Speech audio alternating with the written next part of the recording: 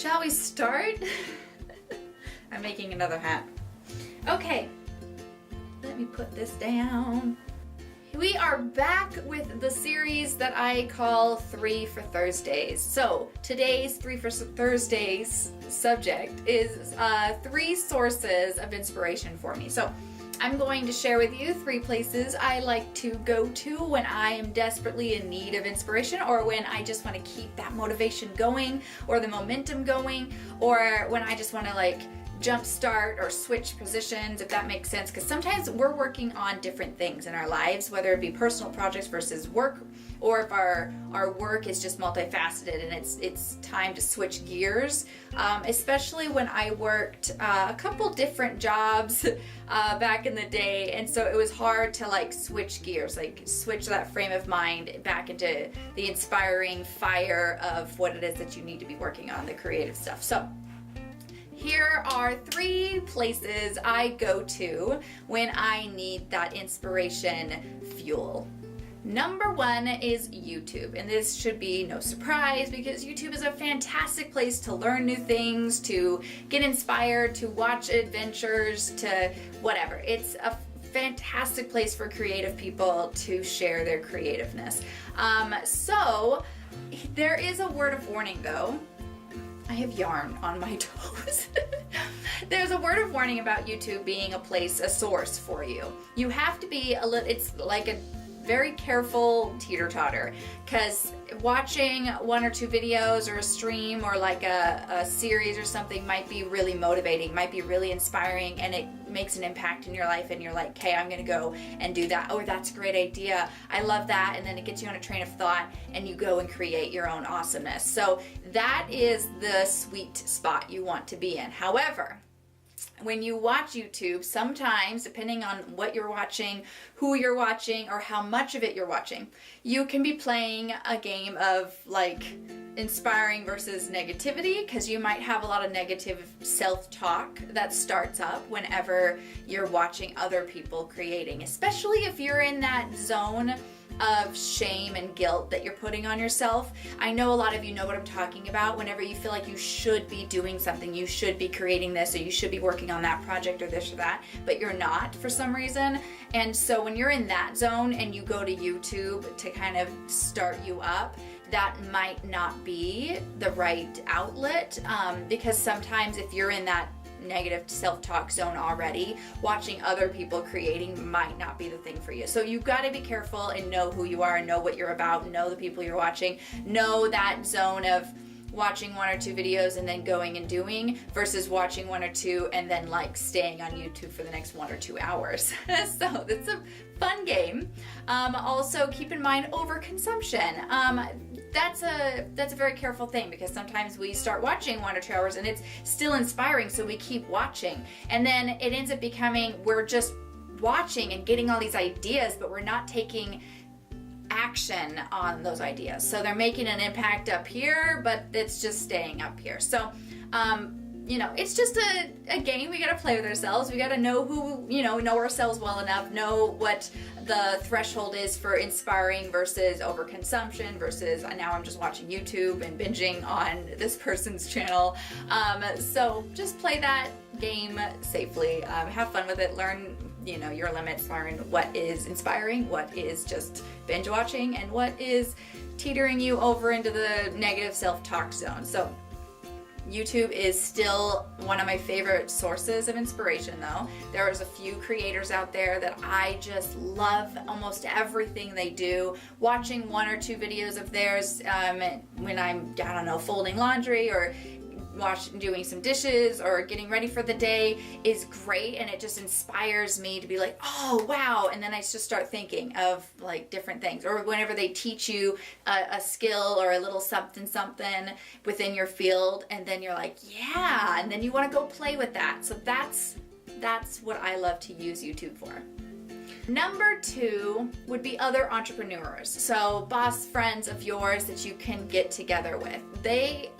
I'm telling you, just talking to other humans is so inspiring. It's so motivating. It gets the juices going, and then it's helpful, and it's a group of people that you can talk to, or even one person or whatever that you could talk to that gets it. And that that's a big deal, because often we're surrounded by people who love them or whatever, but they don't get it. And so you can't just sit there and talk with them all day about your ideas and stuff, because it's just not the same as someone who's in the same trenches with you, you know? So, this makes the biggest impact if you're doing it face to face. Now, that does not mean you have to be in the same location and do it face to face, like in person.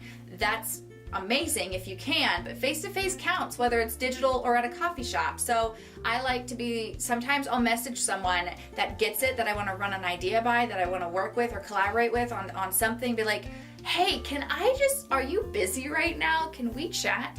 And then we get on a Zoom chat real fast. Or I've done it where I use the Instagram video feature, or I've called them, or they've called me, or whatever, and we get talking, and it makes a big difference. So whether that's digital or even on the phone, or you meet up with some creatives in your area and meet up at a coffee shop, and you just start chatting and getting to know each other better and listening to their fire, and listening to their fire helps you like ignite your own fire of a new idea or something. So it's powerful when you can connect with other humans who are doing stuff that is just like lighting up in their world, because that lights you up and then you get your own thing going on. It's great stuff, guys. Great stuff. Number 3 is journaling. Now, this is the one I use the most often, because I journal probably every day. Sometimes I'll skip a day or two depending on what's going on, or if I'm traveling or whatever's happening, but I journal most days. And journaling is also something I go to when I need a pick-me-up, when I need to get out of a funk. Because sometimes you'll have those days where just like your to-do list is a mile long, but you're sitting over here like, I literally have no desire to do any of that right now. I just want to stay in bed, or I just want to eat a bunch of things, or I feel like going out of the house and shopping instead, or hanging out with people, or just not doing your list of things.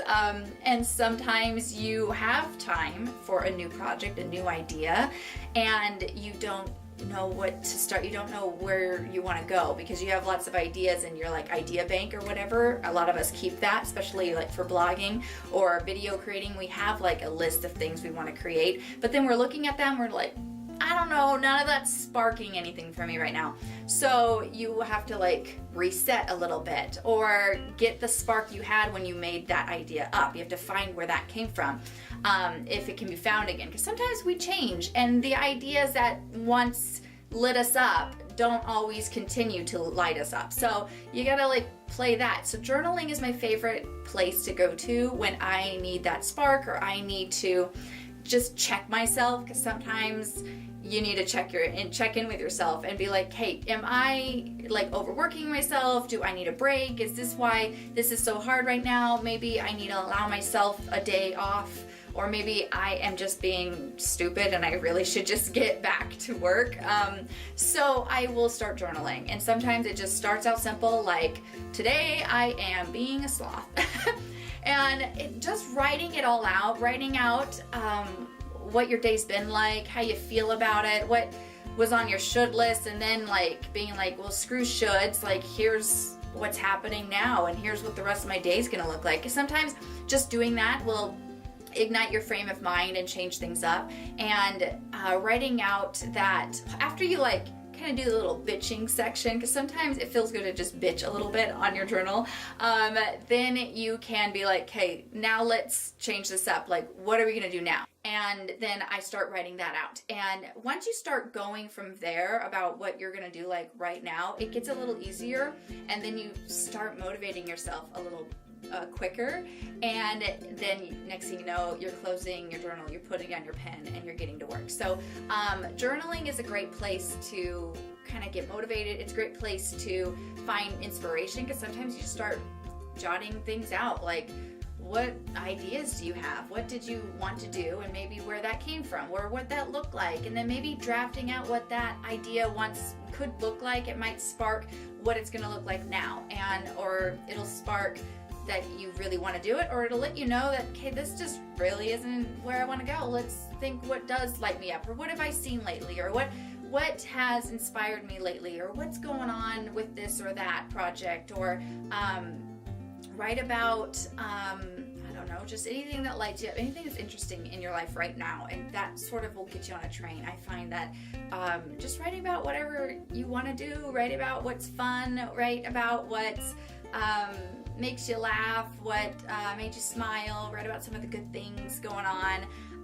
Tell me something good is one of my favorite things to answer and to ask people instead of how are you or how you're feeling, because sometimes we'll just default answer those questions. So if you ask yourself or ask other people, this is great if you're just talking to like even your significant other. We get into a routine of conversation sometimes with our people, and so it's good to just switch things up and be like, tell me something good, because then you can't have a default answer for that, for one, and two, it requires something more than a one word answer. So it does spark a little more conversation, and you could do that with yourself in your journal, and you could do that with others just in regular conversation. So those were my 3 little sources of inspiration. I hope that that was inspiring for you. So let's recap. 1 was YouTube, and 2 our entrepreneur friends.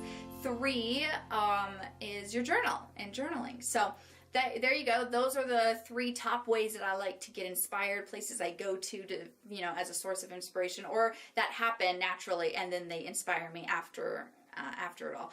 Okay, if any of these are something you do or something you'd like to try, let me know. Also leave a comment and tell me where's a place or where's a source of inspiration for you. I'd love to know how other people like to get inspired. And I will see you in the next video. Bye!